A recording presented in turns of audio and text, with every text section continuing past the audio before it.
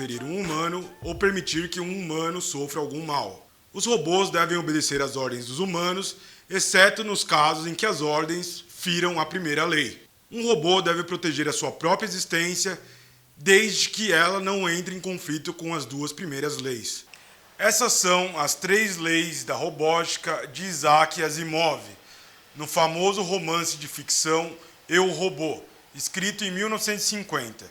70 anos depois, essas leis ainda funcionam mais ou menos como um código de ética para programadores de todo o mundo. Mais do que nunca, os bots estão presentes em todos os segmentos da sociedade, em todas as atividades produtivas, do campo à cidade, mas principalmente na internet. Em 2016, segundo pesquisa da empresa californiana Imperva, 50% do tráfego de toda a internet era conduzido por bots. Nas redes sociais e aplicativos de mensageria, a presença de bots tem causado polêmica. A larga automação de perfis e contas tem sido apontada como um dos fenômenos propulsores da desinformação. Isso é, as máquinas estariam tendo grande responsabilidade na manipulação de discursos e da opinião pública, deixando regimes democráticos em xeque. O objeto, inclusive, é um dos alvos da tentativa de regulação no famigerado PL das fake news. No entanto, ainda que legítima a iniciativa, parece haver desconhecimento técnico dos legisladores e de parte da imprensa ou de outros atores que enveredam para essa linha de criminalização dos bots. A questão é que o tema vem sendo debatido de maneira maniqueísta, como o robô malvadão e o humano bonzinho. Porém, nem todo robô, nem todo bot serve única e exclusivamente para fins danosos, fraudulentos ou afins. Existem muitas iniciativas, inclusive, que servem para fiscalizar os gastos do poder público, que prevêem transparências, ou mesmo que visam combater a desinformação. A tecnologia, lógico, não é neutra, mas tampouco deve ser encarada de maneira simplista. Há um problema tecnopolítico por trás do debate sobre o uso de robôs. Algoritmos, linhas de programação, códigos, como você quiser chamar, são escritos por humanos, são forjados por humanos e, mais do que tudo, encomendados por outros humanos. Humanos ideológicos, enviesados, falhos, como todo e qualquer ser humano. Quem tem acesso a esses capitais talvez seja a grande chave para esse debate sobre a automação nas redes sociais. E esse é o debate do episódio 7 do Batalhas Digitais, Bots. Recebemos hoje a pesquisadora Yasodhara Córdova, da Kennedy School de Harvard, especialista em tecnologias de internet, e também o engenheiro Diego Cerqueira, mestrando em Engenharia de Sistemas e Ciências da Computação na UFRJ e também integrante do ITS Rio. Vamos lá, que o Batalha já começou. Maravilha, gente, é um prazer recebê-los. Esse episódio do Batalhas Digitais sobre bots, acho que é um desafio para a coalizão, assim como qualquer entidade da sociedade civil que trabalha com tecnologia, tentar traduzir esses temas para o grande público. A gente já tem na coalizão trabalhos com especialistas, com pessoal que está no métier, mas talvez o grande público não saiba exatamente o que são os bots, qual que é essa dinâmica que eles estão estabelecendo na sociedade, nessa sociedade mediada por tecnologia. Então, Yasu, eu vou começar nosso debate contigo, uma perguntinha bem Globo Repórter. O que são os bots, o que eles fazem e onde vivem? E também do que se alimentam?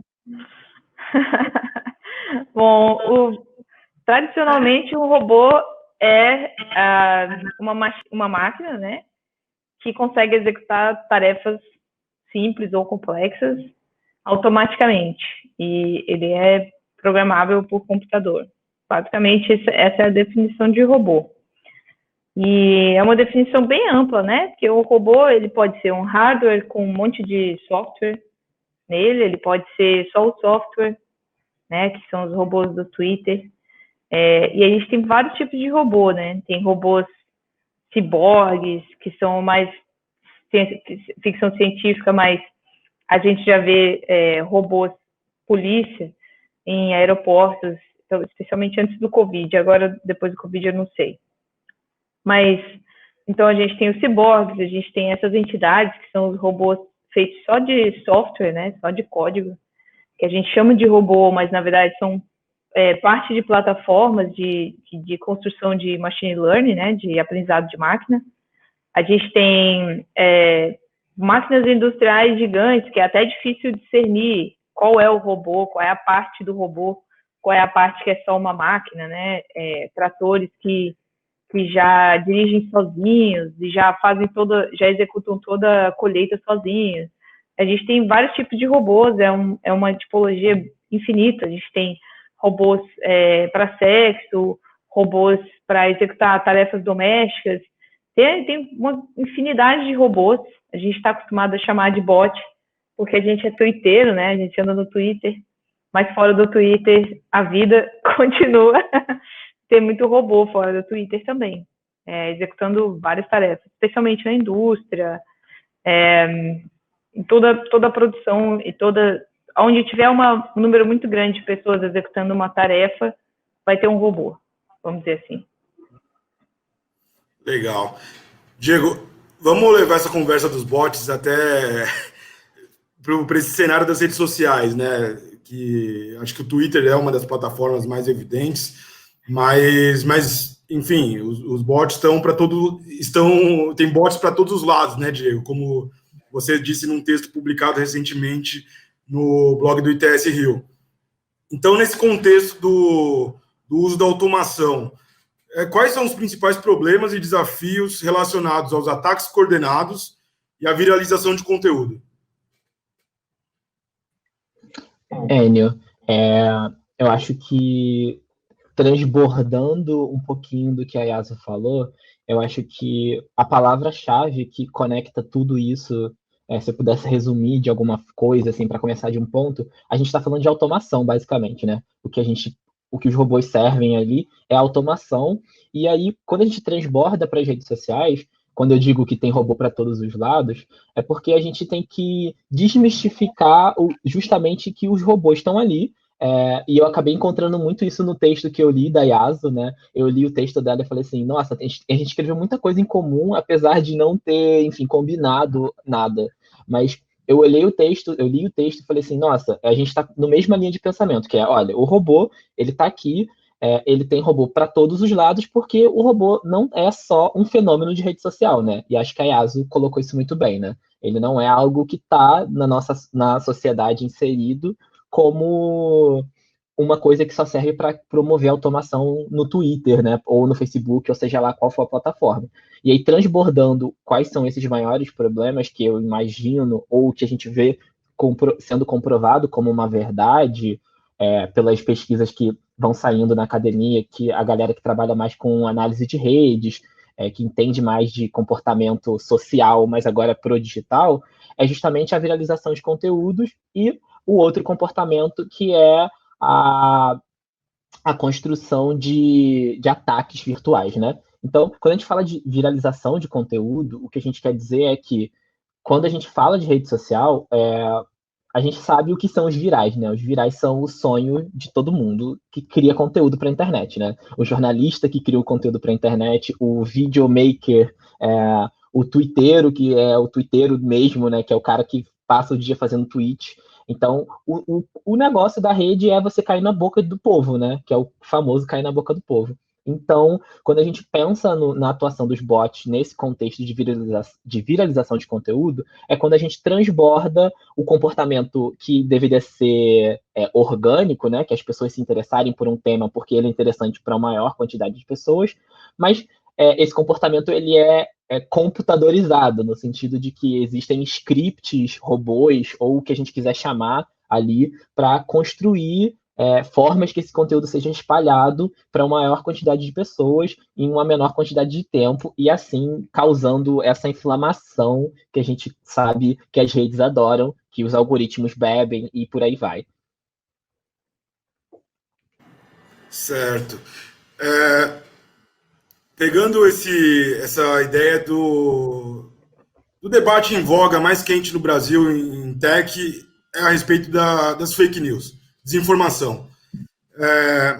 Acho que a gente tem Quer dizer, desinformação sempre existiu na história, né, gente? A gente não é um fenômeno novo, mas nunca teve essa mesma escala, vamos dizer, dos últimos anos, da última década, com vistas a manipular a opinião pública de fato, né?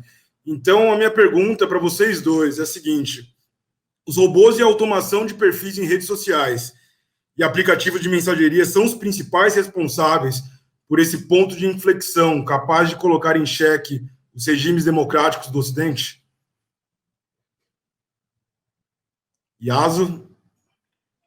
Olha, eu acho que não. Acho que o que está colocando em xeque é a democracia, é a falta de transparência, a corrupção, a falta de isonomia na aplicação das leis, né? Gente rica não vai presa, gente pobre vai presa. Um monte de bilionário consegue lavar dinheiro e quem é pobre tem que pagar, não sei quantos, tem que passar por um banco para fazer determinadas, vamos dizer assim, aplicações e, enfim, que acaba com a democracia e a injustiça, não é um bot em rede social, né?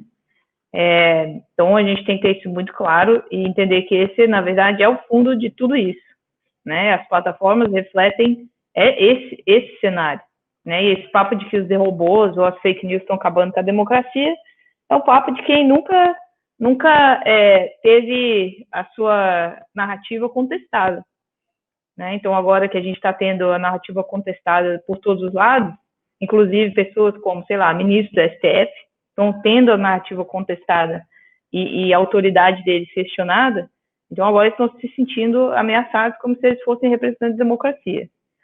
Na verdade, a democracia inclui mais do que a instituição democrática, inclui a participação do povo, para além do voto, né? E tem muito tempo que a gente não faz. Aliás, eu diria que no Brasil a democracia, como a gente pensa ela está bem distante, sempre teve, né? O Brasil é um país que tem uma democracia jovem, cheia de falhas. E a gente foi aí atingido pelas redes sociais, pela amplificação, né, e a velocidade das redes sociais, de uma maneira que favoreceu um discurso que, de uma maneira que escancarou essas desigualdades, né, essas injustiças e essa falta de democracia que a gente já vivia no Brasil. Então, não concordo, não, que os robôs e as fake news ameaçam a democracia. Acho que a falta de confiança ameaça a democracia. Diego? Por favor, Yado, continue. Se deixar, eu fico falando. Não, eu ia dizer vamos o seguinte, vamos adiante. Tem uma característica das redes sociais que ela não ameaça a democracia diretamente, mas ela adiciona um elemento de controle, né? Quando você fala assim que um robô ele age de modo repetitivo, realizando tarefas que são parecidas com os seres humanos, está dizendo que um robô ele age de acordo com alguma coisa que possa ser encaixado num comportamento repetitivo e decodificado no banco de dados. Então, quando os seres humanos começam a ser treinados por redes sociais, eles ficam mais parecidos do que os robôs parecidos com humanos, eu diria. Eu até brinco que isso eu chamo de mini-singularidade, mas é uma espécie de adequação ao banco de dados. Assim. Então, eu acho que os robôs tendem a ficar... nós tendemos a ficar mais parecidos com os robôs, especialmente no Twitter, que é um espaço onde a gente tem que agir daquela formazinha, né? 300 caracteres, tadadá. Acho que é isso. Polêmico, hein? Eu passo a bola para o Diego agora. Então vamos lá, Diego. Teu ponto de vista. Cara, eu vou falar real. Eu acho esse debate assim fascinante, assim. E aí eu vou me colocar num lugar aqui, que eu vim de uma área de computação, né? E esse debate para mim sobre cenário político, ele é algo que começou a surgir para mim como algo latente a partir do momento que eu comecei a trabalhar com temas relacionados à internet, né? Porque a gente começou a ver um boom, pensar em rede social, enfim, participação, e eu trabalho com muitas coisas relacionadas à participação e uso de tecnologia para mediar a participação e coisas desse tipo. E aí, por que eu digo isso, né? Porque eu vindo de uma área técnica, assim, não que isso seja alguma carteirada ou nada, mas me deixa um pouco feliz de pensar a rede social, assim, como uma reconstrução do que a gente tinha como espaço democrático de participação, né? Então, acho que começando dessa linha de, olha, a gente não existia uma forma de participar, de como a gente conhece hoje, né? Como as redes sociais, enfim, Twitter, sites, YouTube, qualquer coisa, né? E acho que as redes sociais elas entram aí num lugar onde a gente remodela uma forma de participação, né? Antes era um meio de comunicação que transmitia uma mensagem com uma ideologia ou com uma visão de mundo, existia uma centralidade nessa comunicação. E os grandes meios de comunicação. E aí, quando a gente traz as redes sociais para esse contexto, o que a gente vê é uma modificação na forma como as pessoas se encaram, como elas podem participar, e dois, como elas podem receber e também produzir conteúdos, né? Então, acho que robô não acaba com democracia de fato, mas acho que o que acabou aí é essa coisa do vamos... É estranho ao ponto de agora não só o grande canal de televisão vai poder produzir conteúdo, mas como essa dinâmica foi transformada e o Diego agora pode ser um produtor de conteúdo. E agora começou a batalha de narrativas, né? A gente dentro da rede todo mundo batalhando pelos 5 segundos de atenção. Então, acho que aí começam as questões sobre as narrativas, a produção de conteúdo, a gente não sabe mais o que é verdadeiro e o que é falso. Então, acho que a gente vai adicionando outros problemas. Então, assim, o robô que vai acabar com a democracia? Acho que não. Mas acho que ele é acho que é alguma coisa que ajuda a transbordar esse pote aí, pensando nas atuações que grupos, enfim, ideológicos querem fazer de manipulação de rede ou manipulação de opinião pública. Aí sim, a gente pode pensar que o robô é uma peça nessa arquitetura. Mas o robô sozinho eu não vejo como uma grande ameaça, mas em sim os seus usos, de fato, né? Então, assim, se a gente pensar robô para uso de automação, para manipulação de opinião pública através de rede social, um elemento, assim. Então, a gente está dizendo que existe um debate, esse debate está sendo inflamado, ou esse debate está sendo monopolizado, ou ele está sendo criado, ou, enfim, ele está atacando alguém, porque, enfim, uma opinião pública ali diverge, e aí você tem um conjunto de coisas, robôs, bots, ciborgues, sejam lá quais forem, para fazer com que alguma mensagem, por exemplo, possa ser ecoada numa rede ou, enfim, espalhar uma notícia falsa, um boato contra alguém. Então, isso, para mim, fere alguns princípios democráticos de debate público. Então, sim, nesse sentido, sim. Mas só o robô como robô, eu acho que não.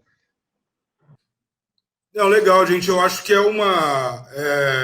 são muito boas as considerações, mas eu vou insistir na provocação, porque qual é o ponto? Nas redes sociais, esse comportamento automatizado, que manipula a opinião pública, que sobe hashtags, que dispara em massa em aplicativos de mensageria, pelo menos nesses últimos 4 anos, 5 anos, a gente tem visto que tem sido utilizado por grupos de extrema-direita que estão tomando poder, onde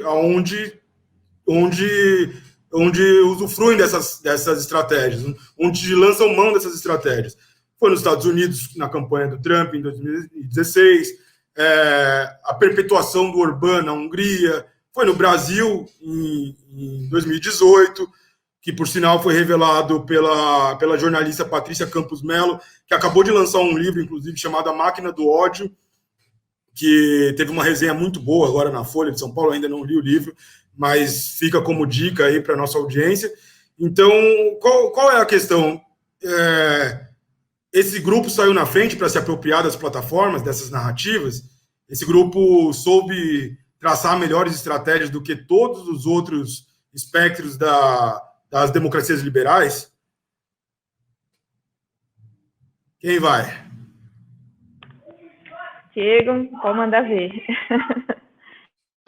Bom, eu gosto de pensar que talvez o ponto aí enfim, de conversão dessa apropriação das tecnologias e manipulação das redes é uma questão de princípios e de quem tem mais dinheiro, na verdade, né? Acho que a gente tem uma questão de política mais ideológica, assim, pensando a extrema-direita, ela está apropriada porque são os caras que têm mais dinheiro, os grandes empresários, multimilionários, enfim, quem tem mais a perder, e a gente está vendo esse movimento de extrema-direita se aproximando de toda a América Latina, né? Enfim, a gente está vivendo isso aqui como um fenômeno. Então, botando esse ponto, e aí eu acho que, assim, por que a gente está pensando o que é essa reflexão sobre o uso de tecnologias e, sei lá, se alguém chegou primeiro na corrida do vamos usar o Facebook? Não sei, assim, eu acho que talvez é quem tem mais a ganhar e menos a perder, assim, não, eu acho que pode ser essa resposta, assim. E aí, por que esses grupos específicos estão buscando a manipulação através de tecnologia? Eu acho que bons exemplos a gente teve não só no Brasil, eu acho que tem alguns estudos super legais. Vou citar aqui um enfim, que foi justamente no WhatsApp também, que foi construído pelo Marco Konopak e pelo Caio Machado, que foram pesquisadores associados ao ITS Rio, que fizeram uma pesquisa relacionada ao uso de automação e disparo de mensagens no WhatsApp, assim. Então, a gente sabe que existe automação, o uso de automação e tecnologia para os dois lados, mas aí tem um filtro aí justamente pensar assim, automação, ela não é boa e nem é ruim. Assim, se a gente for pensar automação, ela é os usos da automação que vão ditar o que é a regra do jogo ali que está sendo inferida através do uso de tecnologias. Então, por exemplo, se eu programo um tweet para sair na minha página porque eu tenho um negócio que programa, eu estou usando automação. Ela é ruim ou boa? No caso, ela não está causando dano, né? E no caso do WhatsApp, quando a gente pensa em campanhas de desinformação e uso de automação, sim, assim, isso é perigoso o suficiente para que a gente ligue um grande alerta. Então, acho que a gente tem uma grande reflexão do uso de tecnologias para manipulação da opinião pública. Então, para mim, a questão é os que têm mais a ganhar e menos a perder. Então, as regras do jogo aí no meio, para eles, não importam muito. Assim, tem mais dinheiro, joga, coloca na rede social, bota um povo para fazer bot, vendo o que dá. E aí, enfim, a gente ganha, que no final das contas, um exemplo que eu gosto de falar é aquele do The Great Hack, né, que é a privacidade hackeada do Facebook, né, que é o filme que envolve o grande escândalo de vazamento de dados lá do Cambridge Analytica e tal. Eu sempre uso isso como um exemplo, né, porque nesse caso eles não estavam tentando eles estavam usando técnicas de dados, inteligência artificial, eles usavam tudo, e aí o objetivo deles era trabalhar, eles já sabiam que existia um espectro entre os que queriam votar e os que contra a saída e os que queriam permanecer. E aí o que eles fizeram? Eles queriam atacar quem estava no meio, né? Quem não sabia o que ia fazer. Então os caras utilizaram todas as técnicas possíveis para fazer predição, para encontrar os indecisos e bombardear os caras com notícias falsas, né?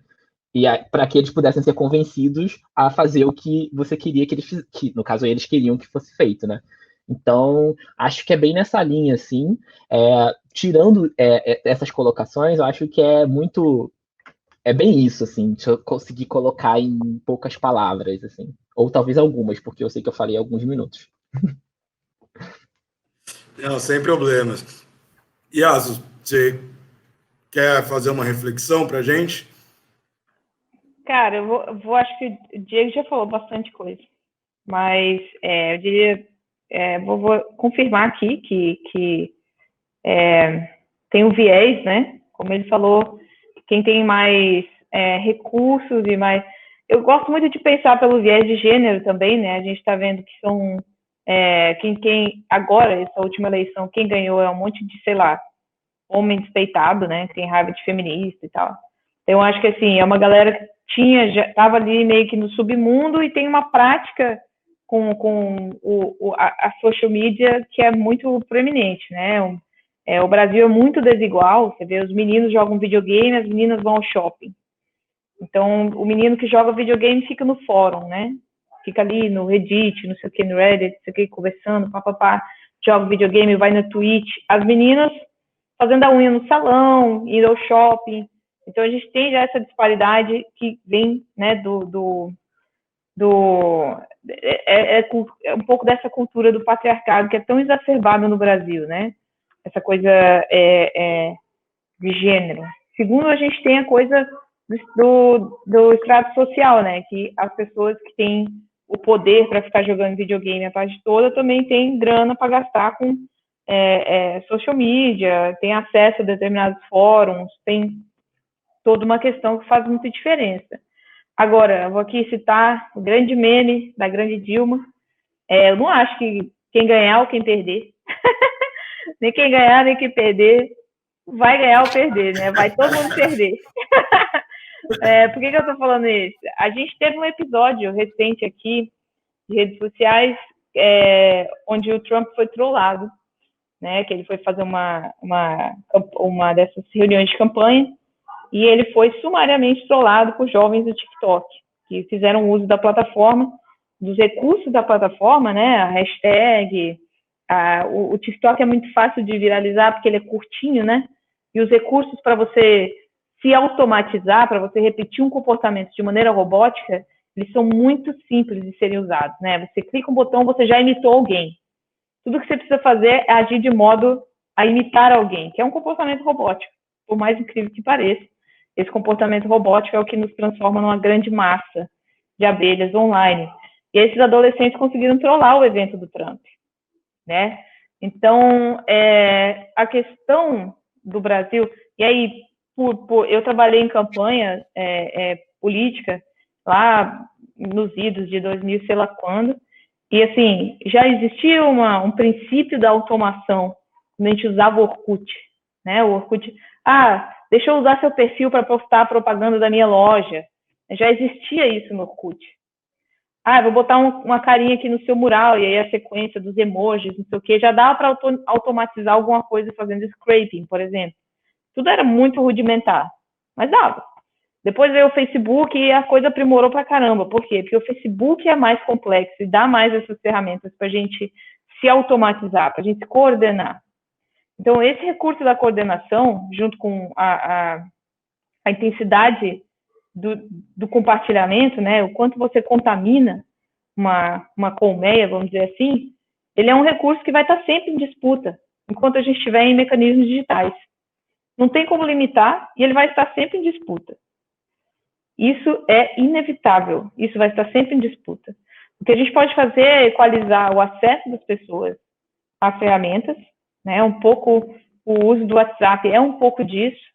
Houve a distorção nas eleições do encaminhamento por mensagens, mas nem por isso a ferramenta deixou de existir, né? O WhatsApp continua vendendo a business, o WhatsApp Business, que faz exatamente isso, né? Automatiza a mensagem. Porque o digital faz isso. O digital coloca a gente para se coordenar digitalmente. Entendeu? Então, essa ferramenta vai estar sempre em disputa, a ferramenta de coordenação. Sempre vai ter alguém disputando quem ganha mais, até a hora que a gente comece a utilizar redes centralizadas que são muito diferentes umas da outra, que não coordenam, que não interoperam com tanta eficiência. Isso, infelizmente, é uma consequência da natureza, do tipo de tecnologia que a gente está usando. Inclusive, os metadados, a semântica por trás de toda a construção da web, ela é toda igual para todo mundo. Então, a gente vai tender cada vez mais a pasteurizar, ficar cada vez mais coordenado e parecido. Então, vai rolar sempre. Isso. Vai estar sempre em disputa. Não adianta fazer lei, não adianta fazer, sei lá, polícia repreender. Não adianta, tem que dar uma equalizada no acesso. Não tem muita saída. É legal que você fala da lei, eu até dei risada aqui, porque faz uns 3 meses que eu estou imerso com a coalizão no PL das fake news, e é óbvio que eu não ia deixar de abordar sobre esse PL das fake news com vocês, né? Então, gente, é o seguinte, o que diz sobre robôs, de maneira mais enfática nesse PL das fake news, é que para plataformas com mais de 2 milhões de usuários, esses robôs, eles serão proibidos se não forem identificados, ou seja, terão que ser identificados, e também serão proibidos contas chamadas inautênticas, segundo o texto, né? Seriam aquelas contas com o objetivo de simular a identidade de terceiros para enganar o público. Nesse segundo aspecto, é uma série de subjetividade, né? Então, eu queria a avaliação de vocês, assim, primeiro, como vocês enxergam essas restrições? Elas são positivas, são negativas, são uma forma de tentar conter esse fenômeno da desinformação? Vamos lá, Diego, começa contigo. Bom, eu passei, eu estou envolvido com o tema do PL das fake news, assim, eu cheguei a dar uma olhada enfim, eu acho que eu não sou a figura especialista, enfim, em redação de leis, assim, eu sou de computação, então eu vou só abrir esse parênteses para dizer assim, olha, eu não entendo muito bem, mas até onde eu entendo, e é o que eu escuto, não mais pelos corredores do ITS, né, porque o ITS tem uma grande base com a construção de leis, enfim, os diretores são conhecidos pela construção do Marco Civil da Internet, então eles são especialistas no que tange a regulação de temas de internet. E aí eu não sou essa pessoa. Mas o que eu entendo sobre isso, né, na verdade, né? O ITS publicou algumas coisas relacionadas a esse projeto, e eu, como uma pessoa que faz parte da casa, eu estou sempre atento a entender o que isso está se passando, né? Porque eu acho que existe uma grande... uma linha ali de tema que eu preciso estar super atento, que é a regulamentação de tecnologias, enfim, redes sociais, que são coisas que me interessam como um pesquisador, profissional, sociedade civil, assim. E aí o que me chama a atenção, quando eu dei uma olhada dentro do que era o projeto, como ele está hoje, são dois aspectos, assim, principais, né? Eu acho que o projeto está sendo razoavelmente genérico em alguns pontos, assim. Isso é muito difícil, assim, de pensar em como ele está sendo redigido para uma coisa que é extremamente complexa, assim, de se fazer. Eu acho que é interessante que existam algumas coisas que estão lá, mas acho que algumas coisas são genéricas ao ponto de falar assim, contas inautênticas. Assim, eu posso ter... Como que você vai dizer o que é uma conta inautêntica a partir de... se eu, por exemplo, vamos dizer que uma conta inautêntica é uma conta que não tem uma foto. Mas calma aí, assim, eu tenho direito à privacidade, assim, eu não posso não querer mostrar minha foto numa rede social. Então, eu sou uma conta inautêntica porque eu não tenho uma foto. Eu acho que isso é muito difícil, no sentido técnico também, assim, de construção de mecanismos para banir esse tipo de coisa, assim, acho que é como se fosse a lei, ela vem como, eu sinto que alguns pontos ali parece que é meio mágica, né, a gente vai passar isso aqui e aí resolveu. E aí eu digo assim, acho que um dos maiores interessados, assim, talvez, vamos chutar, assim, que são as plataformas, né, quando você pensa as plataformas, eu acho que, assim, as plataformas são quem sofrem com esses perfis inautênticos, por exemplo, eles têm interesses, assim, eu acredito, interesses financeiros de remover esses perfis de dentro das plataformas, e acho que se eles... E aí existe uma grande dificuldade de remover pessoas, robôs, perfis inautênticos, porque eles estão todos misturados, assim. A rede social, supostamente, ela é feita para pessoas socializarem, né? Eu socializar, seguir a Yasu no Twitter, né? Mas, assim, quem segue a Yasu é bot. E aí, o que eu... É bot ou não é bot? Assim, acho que isso é muito complexo. E acho que o segundo aspecto da lei, que é bem difícil, assim, é como ela quer tratar ela é meio punitivista, né? Assim, vamos dizer, no que ela vai tratar no seu decorrer. Então, acho que são dois pontos que são extremamente complicados, mas, assim, para mim, assim, olhando como um profissional com um background maior de tecnicidade através do meu olhar de identificação de robôs e trabalhar nos contextos de internet e redes sociais, para mim, o problema ali, de fato, são termos muito genéricos, muito abrangentes, com soluções que parecem mágicas, assim, a gente poderia...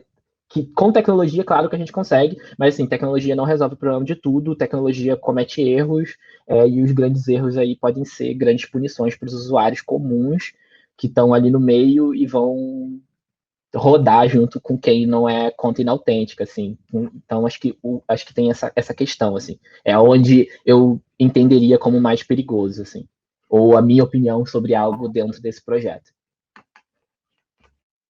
Legal, Diego. Yaso? Olha, também vou complementar de novo. O Diego está falando, eu acho que eu não sou uma pessoa que acredita muito em lei, né? Eu acho que as leis, elas são uma ferramenta de um mundo muito obsoleto. Por outro lado, eu acho que também não dá para sair acabar e deletar todas as leis de uma hora para outra. Eu acho que a gente pode usar as ferramentas que a gente tem à mão, né? As ferramentas digitais, as plataformas e tudo mais, para estabelecer um uso mais racional das regras, né? Não adianta nada fazer uma lei que vai jogar mais meia dúzia de pessoas na cadeia, porque nossas cadeias já estão inchadas. E não faz sentido. Simplesmente não faz sentido.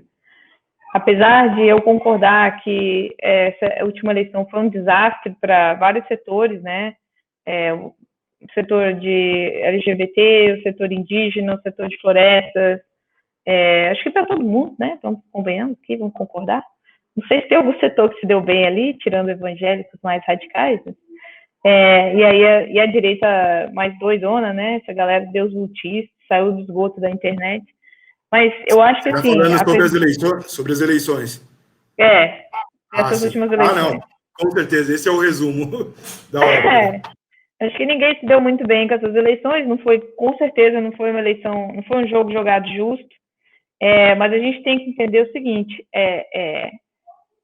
as regras das eleições tinham recém mudado, né? Lembra que a gente teve uma regra nova? A gente teve 45 dias só de campanha, uma campanha super curta.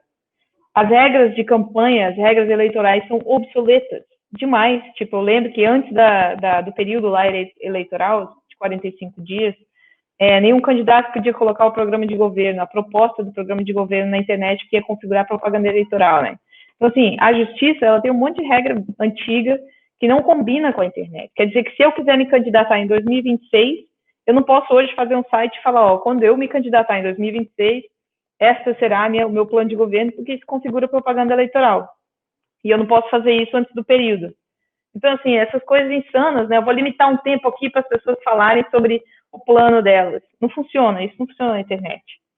Né? Por outro lado, a gente tem, eu morro de rir, porque a gente tem a família Bolsonaro, que é uma família que está blogando desde 2009, no Blogspot. Né? Eles estão criando uma comunidade. Bolsonaro é tipo uma Lola às avessas, né? Os filhos dele. O blog deles é super frequentado por esses loucos, tem uma comunidade grande, né? E sempre teve. E o TSE mandou tirar o negócio do kit gay do ar e eles simplesmente deletaram da capa, né? Mas ainda está lá no site da família, no blog da família Bolsonaro. Vou até tirar um print screen aqui para depois não sofrer esse processo, se me disser, né? Tem que sempre se resguardar. Mas o que acontece é que, assim, as leis eleitorais, as leis que tipificam o crime, sei lá, da injúria, da difamação, elas não só estão muito atrasadas, como elas também não protegem a quem devia proteger. Você vê, nós temos lá uma lei que diz que no Brasil injúria racial é crime. A pessoa tem que, sei lá, pagar não sei quanto e enfrentar um processo na justiça. Quantas pessoas cometem injúria racial na internet todos os santos dias e ninguém liga, né? Então, por que ninguém liga? A justiça não liga porque fala, se a gente for pegar todo mundo que está fazendo injúria racial na internet, a gente vai encher a cadeia. Né? Agora, porque resolveram dizer que fake news é a culpa da derrocada da democracia no mundo e esquecer todos os outros fatores que englobam vamos dizer, esse fenômeno, vamos também fazer isso, vamos prender todo mundo que inventar fake news, sem lembrar de vários outros fatores que fake news são um assunto muito complexo. Por exemplo, tem um paper meu que a gente escreveu quando fizemos pesquisa em Harvard, que acabou de sair, que é um paper onde a gente coletou dados da rede de todo o YouTube sobre Zika. Né? Então, assim, a gente achou recomendação para as pessoas tomarem mel com alho para melhorar a Zika. A gente achou recomendações para as pessoas ficarem de ponta cabeça quando estavam grávidas para não pegar a Zika, ou se tivessem pegado para serem curadas, e daí tomar o negócio lá de ponta cabeça. Então, assim, isso também é fake news. Mas é um vídeo que alguém subiu lá no interior do interior e essa pessoa jura que aquilo é verdade. Às vezes não é nem com má intenção, ela acha realmente que curou. Pelo mesmo motivo que certas pessoas agora estão achando que cloroquina melhora porque receberam um kit do hospital e elas iam melhorar de qualquer jeito, pessoas acreditam nessas coisas. Tirando a nossa cultura, né, que é uma cultura vamos dizer assim, em termos de saúde, a gente tem essa cultura do tomar o chazinho, não sei o quê. Então, como é que a gente vai lidar com isso, né? Como que a gente vai processar essas pessoas? Quem que a gente está protegendo com essa lei? Quem a gente quer proteger? Qual é o fundo real dessa lei, né? A gente pesquisou na época das mensagens do WhatsApp uma série de números. Esses números aí eram conhecidos a gente pesquisou não, né? Foram pesquisados uma série de números de telefone que pertenciam a determinados celulares que estavam, com certeza, realizando atividades criminosas. E isso não foi apurado. Por que não foi apurado? Porque essas pessoas não apareceram, né? Não, na verdade, meu tio roubou meu celular, né? Desculpa. Então, por que você não foi falar sobre isso? Por que a Polícia Federal não investigou isso? Por que o TSE não foi atrás, né? Então, eu não sei qual lado que tem que ser melhorado. Se a gente melhora a punição às fake news ou se a gente melhora a apuração disso tudo. A gente melhora o esclarecimento das histórias, né? O que aconteceu de verdade? Quem se reuniu? Quem são essas pessoas? O WhatsApp tem esses dados, eles deletaram as contas. Eles sabem quem foi. Pelo menos eles podem fornecer um relatório enorme para a Polícia Federal. E a polícia não faz mais nada, né? Eles existem para isso, para investigar criminosos. Eles não fazem determinados casos, não existe ação. Então, a gente tem que pensar em maneiras de criar soluções legislativas para isso? Talvez. Mas eu não sei se a gente está criando no lugar certo, né? Até porque, pelo que eu vi da lei, ela fala também de fact-checking, né? E é uma coisa ainda muito nova. Eu não sei se a gente está criando, tipo, um jornalismo novo. A gente está recriando o jornalismo, né? Que fact-checking. Mas não é o trabalho do jornalismo? Né? O que aconteceu que o jornalismo parou de fazer fact-checking? Quem ainda está fazendo fact-checking? Então, a gente tem que se perguntar essas coisas, né? Onde que desandou o negócio? Eu acho que a lei não responde essas perguntas. Mas, Iasa, tem um ponto de convergência na lei que vai de encontro ao seu texto. Precisamos de um cadastro nacional de robôs. É sério. Esse texto que você publicou no Medium há 2 meses, quase, né, no dia 2 de junho, não é totalmente convergente, mas a lei diz que proíbe robôs não identificados em plataformas com mais de 2 milhões de seguidores. É positivo, então, essa ideia? E você pode explicar mais ou menos o teu conceito para esse cadastro nacional de robôs? Essa parte eu gosto. Essa parte eu gosto. Por que eu gosto dessa parte? Porque eu acho que, como a gente está ficando cada vez mais parecido com os robôs, fica às vezes difícil de você saber se você está falando com um robô ou uma pessoa. Isso não serve, às vezes, só para o Twitter, isso serve também para telefone. Às vezes você recebe uma ligação telefônica e às vezes você recebe um texto, um SMS. Quem mandou esse texto? É uma pessoa que está falando comigo? Oi, amiga, chegaram as novas promoções. Quem é minha amiga? Quem é você? É a Magali, a Magalu, Magazine? Quem é? Então, eu acho que, primeiro, o consumidor ele tem que ter direito de saber se ele está falando com uma máquina ou um robô. Para isso, a gente precisa criar um protocolo de identificação para cada mídia. Tipo, vai mandar um SMS? Oi, essa é uma mensagem automatizada das lojas X. Aqui, amiga, chegou a promoção. Ok, eu sei que é um robô. Eu e a Zodara não me engano, mas tem gente que se engana. Tem gente que vai gastar dinheiro, que vai cair em golpe por causa disso. Porque a mensagem chega dizendo, oi, amiga. Né? Então, para isso tem que criar um protocolo antes. Quem é a mensagem automatizada, quem não é. Telefone, mesma coisa. Você atende, está falando com o robô ou está falando com a pessoa? Né? Cada vez mais difícil de dizer. Às vezes eu já vi, por exemplo, pessoas da minha família, deu até dó. Ligaram para o banco, atendeu um robô educadíssimo, e a pessoa, em algum determinado momento, se convenceu que era uma pessoa e começou a falar com o robô. Só que é um robô. Dá muita dó isso. Isso vai acontecer e vai acontecer cada vez mais. E o Twitter é a mesma coisa. Com um adicional do Twitter de que o Twitter proíbe que o robô chame pela arroba uma autoridade pública. Então, um exemplo é o Serenata de Amor, a Rose. A Rose, quando a gente escreveu a Rose, ela citava os deputados pelo nome. Em um determinado momento, o Twitter falou, não pode mais citar pelo nome, porque é spam. Como? Por que é spam? É spam porque é uma conta automatizada. Ok, mas a gente pode mandar as pessoas retweetarem com o nome do deputado? Ah, pode. Se a gente escrever um robô para retweetar e esse robô estiver disfarçado de pessoa, então não é spam. Se o Twitter não detectar, não é spam.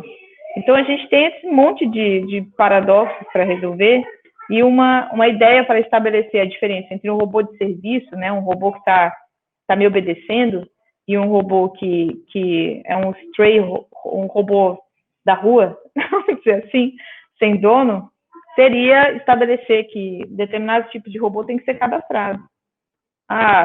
Um robô do Facebook que te vende bolsa tem que ser cadastrado. Só tem que entender que aquela não é uma pessoa, é um robô. Porque a gente tem, por exemplo, já hoje personagens no Instagram que não existem na vida real, são imagens, são contas automatizadas.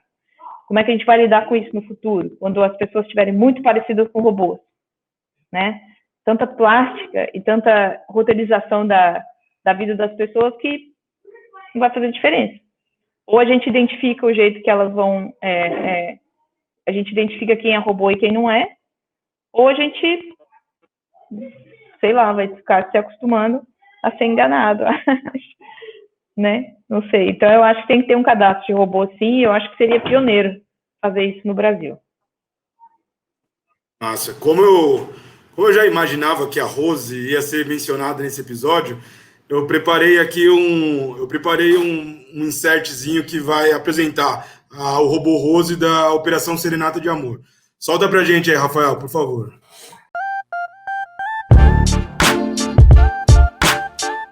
Olá, amigas e amigos, ouvintes do Batalhas Digitais, podcast aí da Coalizão Direitos na Rede, super iniciativa aí de várias entidades, e me sinto muito honrado aí de participar hoje, em especial agradecendo o Enio aí que me fez o contato. Muito bem, me chamo Mário Sérgio, eu atualmente sou gerente de uma frente da Open Knowledge Brasil. Open Knowledge Brasil, Rede pelo Conhecimento Livre, é uma ONG sem fins lucrativos brasileiras, aí, com foco em transparência no governo, combate à corrupção, né? Dentro dessa frente no qual eu faço a liderança, tem um projeto chamado Operação Serenata de Amor, que foi protagonizado aí pela sociedade civil, né? Pessoas físicas, né, que idealizaram o projeto, e hoje a Open Knowledge faz a gestão, né, e a gente mantém a operação, as coisas funcionando. Dentro da Operação Serenata de Amor, que é esse projeto super popular, existe um bot, né, uma robô, assim mesmo no feminino, que é a Rose. A Rose está ali no Twitter, né, e ela expõe ali notas fiscais suspeitas de deputados federais no uso da cota parlamentar. Para quem quiser pesquisar no site da Câmara, tem lá a explicação sobre o que é a cota parlamentar e suas regras. A cota parlamentar é basicamente um direito da área de pessoas, ali, vamos dizer, de recursos humanos do Congresso Nacional, que disponibiliza um mecanismo de reembolso para os deputados. Então eu fui lá, viajei para um congresso, fiquei no hotel, comi, me alimentei, né? Fiz todo o uso lá dos meus recursos pessoais, e depois eu coleto todas essas notas fiscais e entrego lá para a SEAP, que é um órgão interno da Câmara, e solicito um reembolso. Assim como fazem as empresas privadas. Muito bem, onde a Rose entra aí?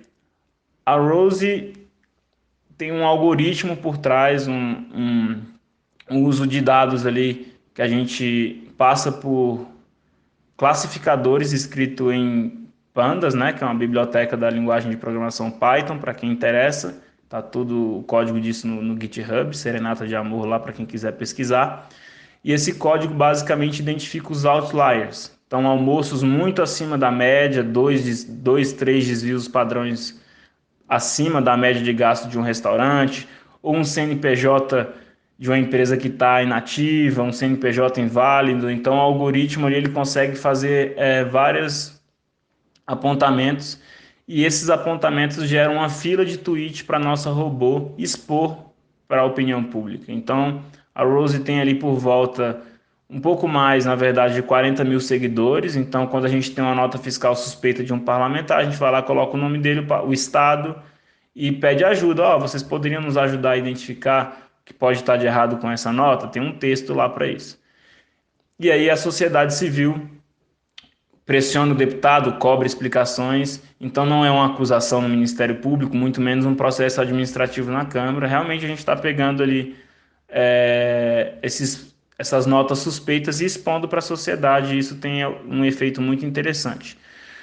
Dentro disso, tem uma complexidade que a gente está dentro do Twitter, né, que já chegou a bloquear a nossa robô ali quando eles estavam fazendo um filtro ali com relação ao uso de bots, né, automatizados.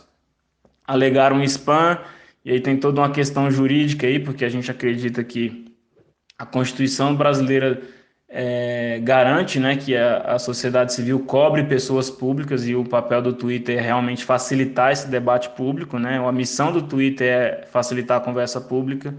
Então tivemos aí esse entrave, e hoje a gente não pode mais marcar o usuário do deputado, a gente apenas escreve o nome dele por escrito ali no tweet, né? Então tem também aí essas sutilezas aí do mundo de controle social, né, e de hack civic, porque a gente também está utilizando de plataformas, né, de empresas privadas, de grandes big techs, e tem que ter todo um diálogo e jogo de cintura para a gente poder protagonizar essas coisas, tá? Então, espero ter explicado bem aí, né, e dado mais um exemplo aí de bots para vocês e as dificuldades até. Muito prazer aí a todos e obrigado por ter aberto aí esse diálogo. Bom, como a gente viu, tanto pela Rose como pela exposição da IASO, bot não é tudo igual, né, Diego? Você pode dar mais alguns exemplos de que tipos de bots existem, quais categorizações que você conseguiu mapear já na tua pesquisa, por exemplo? Explica para o público, por favor. Legal, Enio. Acho que tem algumas coisas que são super legais da gente fazer as marcações, né? O que é o quê, né? Vamos botar assim, quem é quem na fila do pão? Eu sempre adoro falar essa frase, para mim, ela é a melhor que existe.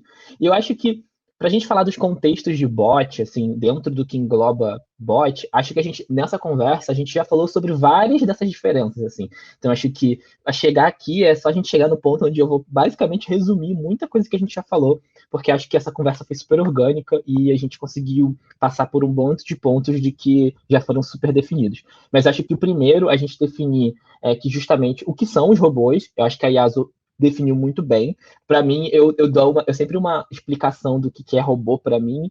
No caso, como eu trabalho com rede social, o robô é um programa de computador, assim. Eu sempre falo, ó, robô, para você que está falando de rede social, é um programa de computador que alguém sentou e escreveu. E ponto. E ele tem uma função.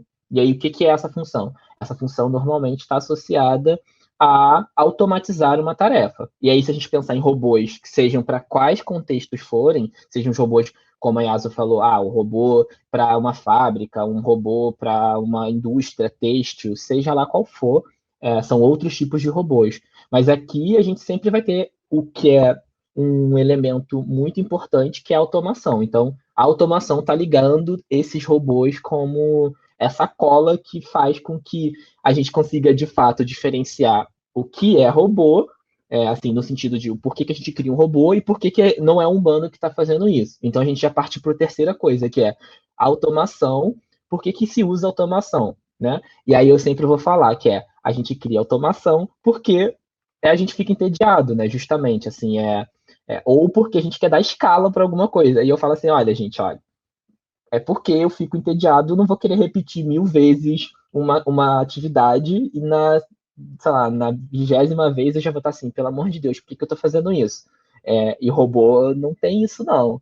Então, ele vai fazer a mesma atividade por dias, horas, E tem robô, e aquela coisa que eu falei assim, tem robô para todo lado, né? Que a gente está falando que tem robô para todo lado, é por conta disso, assim, olha, se a gente pensar que tem robô para todo lado, tem um robô que opera a bolsa de valores, por exemplo, lá. Não é uma pessoa que fica lá 24 horas por dia olhando se o negócio está caindo, se o negócio está subindo, se está fechando. Não, tem robô para isso. E ao mesmo tempo que tem robô que fica catando like no Instagram, né? Então, Diego, seguindo. mas é exatamente aí que eu queria chegar com você, cara, porque nesse tipo de categorização de robôs, não apenas desse conceito mais amplo que a gente já debateu mesmo, mas assim, eu lembro que no seu texto você cita os trollbots, né, que é um Legal. termo, enfim, ligado com trollagem e tal. O exemplo que a gente viu agora da Rose, que é tipo um bot mais ligado a uma parada de cidadania, né, de exercício de cidadania. Então é esse tipo de categoria, assim, não sei, se você puder apresentar um glossário para geral ouvir. Legal. Eu acho que nesse sentido, a gente classifica, assim, dentro desses estudos de robôs, o que é super legal da gente entender é que, óbvio, passando do ponto em que a gente tem automação como algo em comum, a gente vai falar dos tipos e aplicações desses robôs, né? Então, caminhando numa construção de pensamento, a gente vai falar assim, olha, a gente tem automação, e aí por que a gente usa o robô? Porque a gente quer fazer coisas em maior escala. E aí agora a gente vai diferenciar os robôs principalmente no seu uso, assim. Então, quando a gente fala dos robôs para rede social, que a gente está nesse contexto de internet, a gente está pensando o que vai diferenciar ele, o que diferencia um robô do outro é justamente o uso e o que ele está fazendo e por que ele foi feito, né? E aí essas categorias que existem, assim, você citou, por exemplo, os Trollbots. Os Trollbots, eles são uma dessas categorias de robôs que, dentro desse campo de atuação do porquê que eles são criados, por exemplo, se a gente falou ali que a gente tem robô que, por exemplo, é usado para espalhar hashtags, por exemplo, a gente está falando que é um robô que usa automação para espalhar um tipo de discurso, né? Espalhar mensagens, ecoar mensagens. E quando a gente pensa num robô que é troll, por exemplo, isso está ligado com uma finalidade que é o trollar, né? Assim, a gente fala de trollbots no sentido de que quando a gente fala de bots e o uso deles, nesse sentido ele quer xingar uma pessoa, ele vai estar ali comentando spam, ele vai estar fazendo tudo para dificultar um debate, ele vai estar jogando palavras aleatórias, ele vai jogar uma imagem. Então, quando a gente fala de trollbot nesse sentido, o clássico usar o comportamento que a gente conhece de internetês, né, que é o tal do troll, o trollar da internet, mas aí quando a gente usa automação para fazer algumas dessas atividades, e aí o que a gente quer é dar escala para isso. E aí, enfim, o uso é justamente o que vai diferir. E aí, se a gente puder adicionar alguma outra camada aí justamente a gente vai chegar nos robôs que são esses robôs assumidos, né? Que a gente tem os robôs que são robôs que a gente sabe que são robôs, e os robôs que estão tentando ali se passar no meio da galera que não necessariamente são identificados e eles não querem ser identificados, né?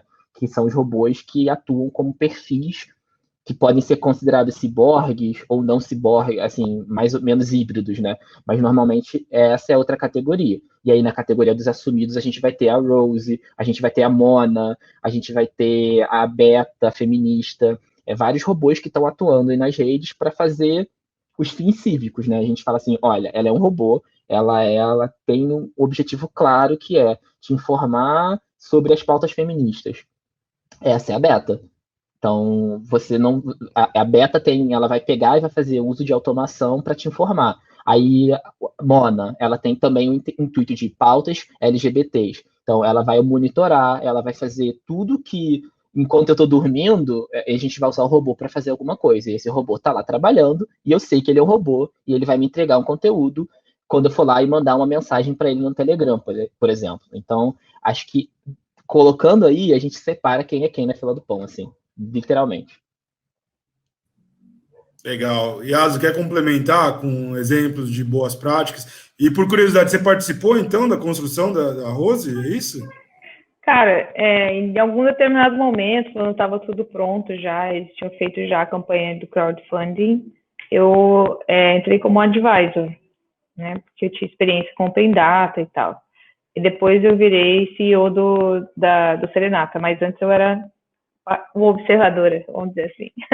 Legal. Mas assim, você tem algum outro exemplo assim que você vê aí mesmo nos Estados Unidos que Cara, tem bots? vários bots cívicos, né? Eles todos têm problema com o Twitter, são problemas muito parecidos. Tem os bots da Wikipedia, por exemplo. A Wikipedia, por exemplo, é um ecossistema que eu gosto bastante.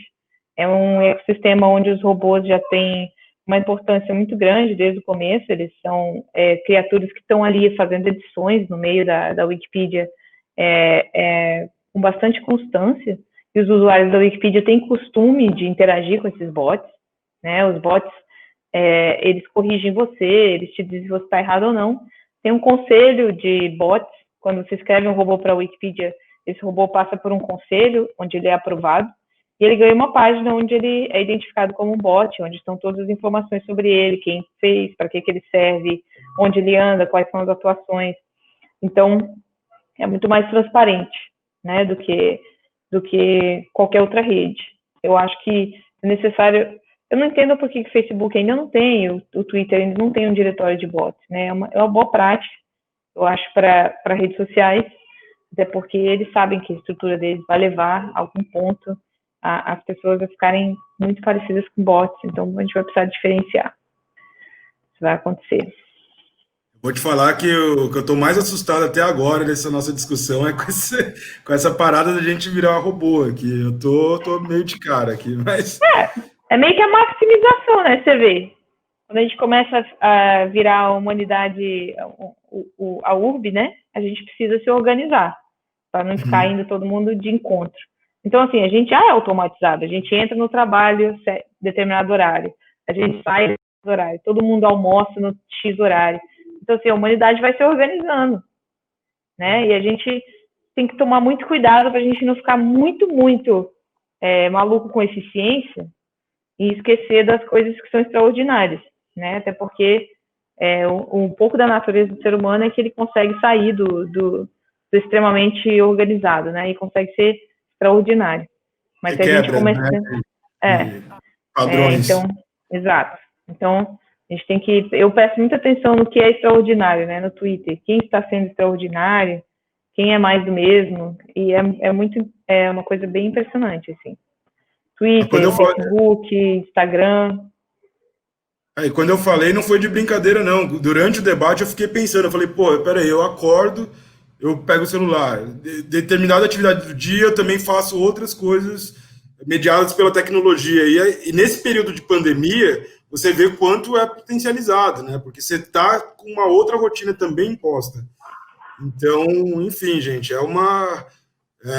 vocês estão deixando não apenas esse apresentador maluco aqui, como acho que uma galera vai parar para pensar sobre essas questões aí. Moçada, eu vou chamar agora com o Rafael aqui um quadro que a gente tem na Coalizão, no Batalhas Digitais, que se chama Entidade de Luta, que apresenta uma das 39, quase 40 entidades que a gente já deve bater agora na próxima semana, que compõem a Coalizão Direitos na Rede. Então, Rafael, solta para a gente aí, por favor.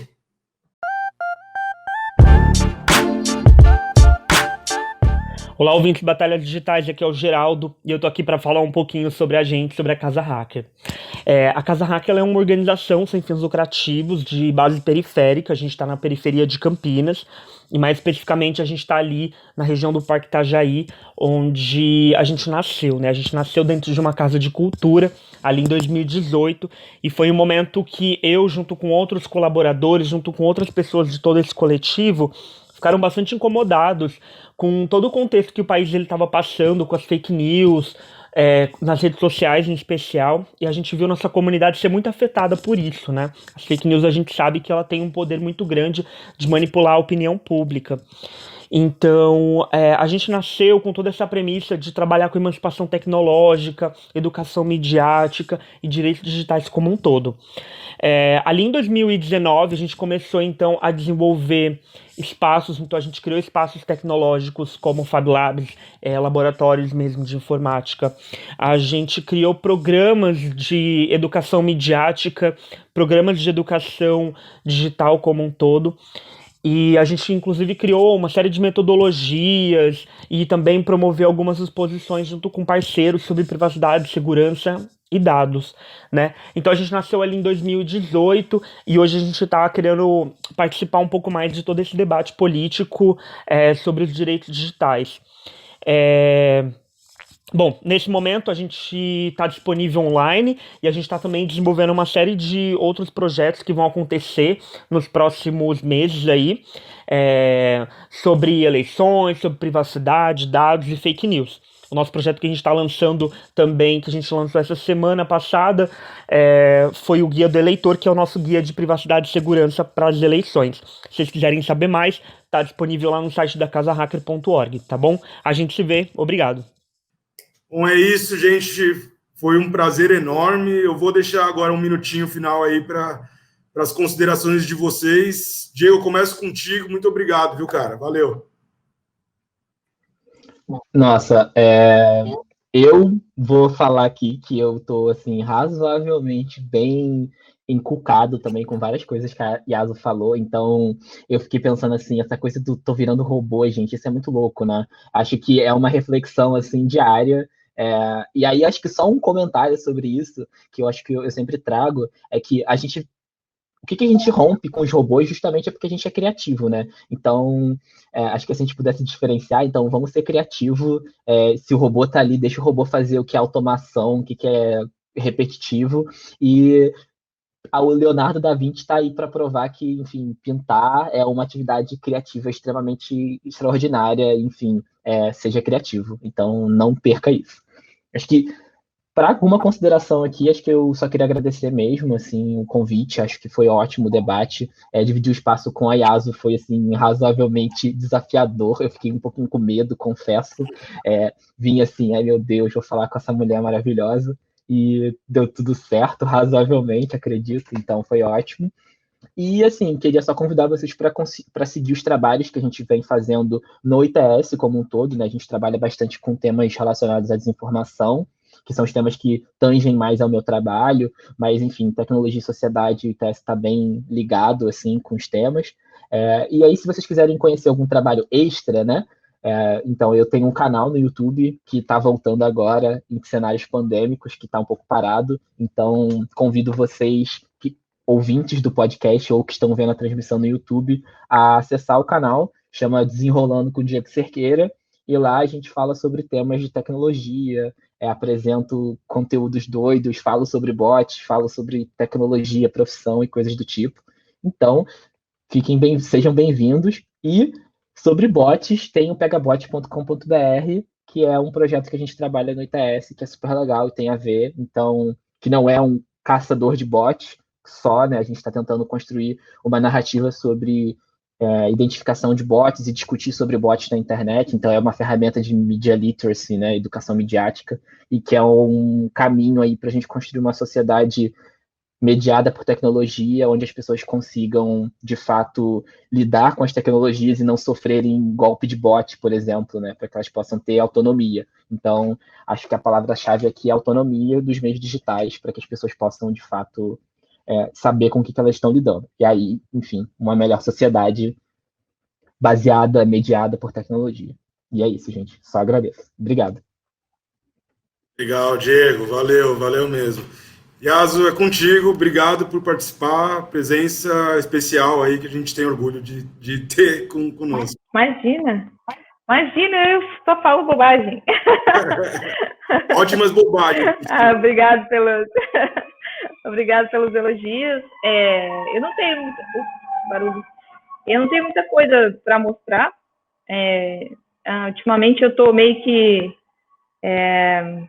dando uma parada para repensar minha carreira também.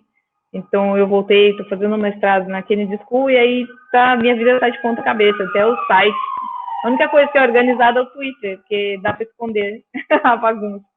E o recado que eu deixo é assim, a gente precisa valorizar um pouco o caos, né? A bagunça, né? De alguma forma.